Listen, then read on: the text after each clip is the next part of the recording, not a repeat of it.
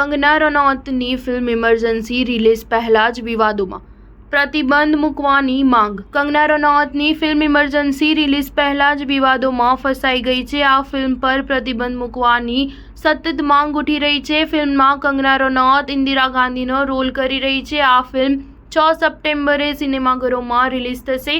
શિરોમણી ગુરુદ્વારા પ્રબંધન સમિતિ દ્વારા ફિલ્મ પર પ્રતિબંધ મૂકવાની માંગ કરવામાં આવી છે. સમિતિનું કહેવું છે કે ફિલ્મમાં શીખ સમુદાયને ખોટી રીતે દર્શાવવામાં આવ્યો છે. એક રિપોર્ટ પ્રમાણે શિરોમણી ગુરુદ્વારા પ્રબંધક સમિતિના અધ્યક્ષ હરજિંદરસિંહ ધામીનું કહેવું છે કે અભિનેત્રી કંગના રનૌતે જાણી જોઈને શીખોના ચરિત્રનું હનન કરવાના ઈરાદાથી આ ફિલ્મ બનાવી છે, જે આ ફિલ્મમાં છે. શીખ સમુદાય દ્વારા ટીકા કરવામાં આવી રહી છે. ફિલ્મના જે અંશો રિલીઝ કરવામાં આવ્યા છે તે સ્પષ્ટ કરે છે કે ફિલ્મમાં જાણી જોઈને શીખોને અલગાવવાદી તરીકે ખોટી રીતે રજૂ કરવામાં આવ્યા છે અને આ ફિલ્મ એક કાવતરાનો ભાગ છે. તેમણે કહ્યું કે સમુદાય જૂન 1984માં શીખો પર કરવામાં આવેલી ક્રૂરતાને ક્યારેય ભૂલી નહીં શકે અને સંત જરનૈલસિંહ ભિંડરાનવાલેને શ્રી અકાલ તખ્ત સાહિબ દ્વારા સમુદાયના શહીદ જાહેર કરવામાં આવ્યા છે. જ્યારે કંગના રનૌતની ફિલ્મમાં તે